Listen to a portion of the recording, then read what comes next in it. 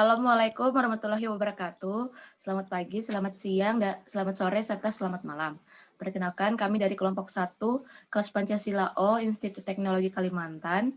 Di sini kami akan menjelaskan mengenai alasan diperlukannya Pancasila sebagai dasar nilai pengembangan iptek pada era globalisasi. Next. Adapun anggota kelompoknya yang pertama ada Arika Kusuma Wardani dengan NIM 13191005. Yang kedua ada saya sendiri, Eka Pranedia dengan NIM 13191017. Yang ketiga ada Iko Handini Putri dengan NIM 13191029. Yang keempat ada Muhammad Rafli dengan NIM 13191041. Yang kelima ada Rika Rahmawati dengan NIM 13191053, serta yang terakhir ada Triksi Afisa Gitari dengan NIM 13191066. Next. Ya, baik. Yang pertama adalah latar belakang. Next. Latar belakang, di era globalisasi banyak sekali aspek-aspek yang mengalami perkembangan yang signifikan. Perkembangan yang terjadi tentunya membawa sesuatu kemajuan bagi segala aspek yang mendapat dampak adanya globalisasi. Globalisasi berlangsung di semua bidang kehidupan seperti ideologi, politik, ekonomi, sosial budaya, pertahanan keamanan, dan lain-lain. Proses globalisasi berlangsung melalui dua dimensi dalam interaksi antar bangsa, yaitu dimensi ruang dan waktu. Globalisasi mendorong munculnya berbagai macam kemungkinan tentang perubahan dunia yang akan berlangsung. Kemajuan teknologi ini menyebabkan perubahan yang begitu besar pada kehidupan manusia dengan segala peradaban dan kebudayaannya. Perubahan ini juga memberikan dampak yang begitu besar terhadap dunia pendidikan. Saat ini di Indonesia dapat kita saksikan begitu banyak pengaruh kemajuan teknologi terhadap aspek-aspek pendidikan yang ada di masyarakat, baik masyarakat perkotaan maupun pedesaan.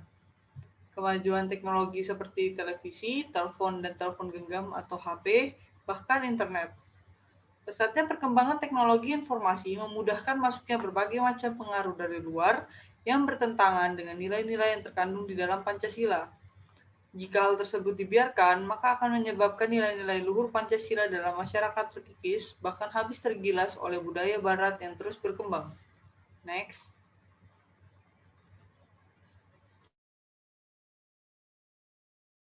Ya, selanjutnya ada tujuan. Tujuannya adalah mahasiswa sebagai generasi muda sebaiknya menjaga kepribadian bangsa dalam menghadapi tantangan perkembangan iptek dan berpegang teguh kepada Pancasila sebagai dasar negara. Oke.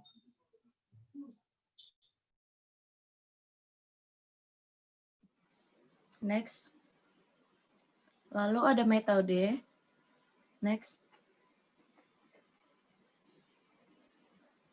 Metodenya ialah teknik proporsional cluster random sampling, di mana populasi dalam penelitian ini berjumlah 103 orang dengan membagikan kuesioner kepada mahasiswa.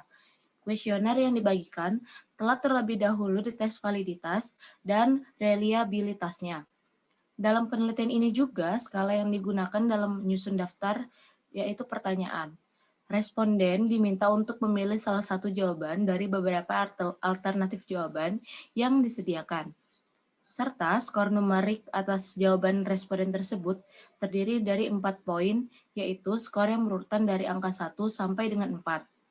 Dalam penelitian ini, jenis pertanyaan yang ditanyakan dalam kuesioner adalah jenis pertanyaan yang positif.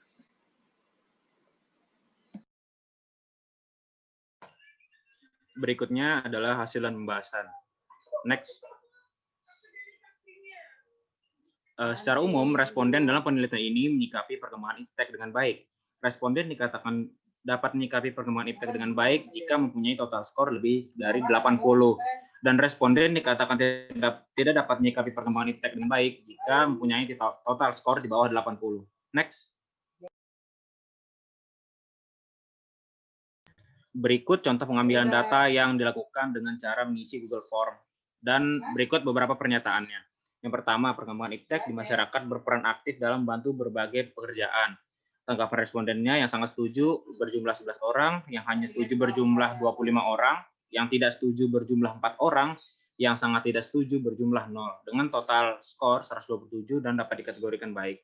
Kemudian pernyataan yang kedua adalah kemajuan teknologi saat ini harus digunakan dengan baik dan penuh tanggung jawab. Tanggapan respondennya yang sangat setuju berjumlah 14, kemudian yang hanya setuju berjumlah 24, yang tidak setuju berjumlah 2, dan yang sangat tidak setuju berjumlah 0. Dengan total skor 132 dan dapat dikategorikan baik. Kemudian yang ketiga adalah Anda memanfaatkan kemajuan teknologi untuk mempermudah proses belajar Anda, dalam hal ini yaitu mengirim tugas melalui email dan lain-lain. Tanggapan responden yang sangat setuju berjumlah 12, kemudian yang hanya setuju berjumlah 23, yang tidak setuju berjumlah 5, dan yang sangat tidak setuju berjumlah 0. Dengan total skor yaitu 127 dan dapat dikategorikan baik. Kemudian pernyataan yang keempat adalah Anda memanfaatkan perkembangan iptek untuk bertransaksi dan berbisnis dalam bidang perdagangan, sehingga tidak perlu menuju ke tempat penawaran atau penjualan. Dengan tanggapan responden yang sangat setuju berjumlah 6, yang hanya setuju berjumlah 31, yang tidak setuju berjumlah 3, dan yang sangat tidak setuju berjumlah 0. Dengan total skor yaitu 123 dan dapat dikategorikan baik. Kemudian yang kelima adalah Anda menggunakan internet untuk mencari sumber atau bahan terkait dengan tugas mata kuliah. Dan tanggapan respondennya yang sangat setuju berjumlah 11, kemudian yang hanya setuju berjumlah 28, yang tidak setuju berjumlah 1, dan yang sangat tidak setuju berjumlah 0. Kemudian total skornya itu 130 dan dapat dikategorikan baik. Kemudian pernyataan yang terakhir yaitu Anda menggunakan internet untuk mencari sumber atau bahan terkait dengan minat atau hobi. Dan tanggapan respondennya adalah yang sangat setuju berjumlah 6, kemudian yang hanya setuju berjumlah 31, yang tidak setuju berjumlah 3, dan yang sangat tidak setuju berjumlah 0. Dan dapatkan total skornya yaitu 123 sehingga dapat dikategorikan baik.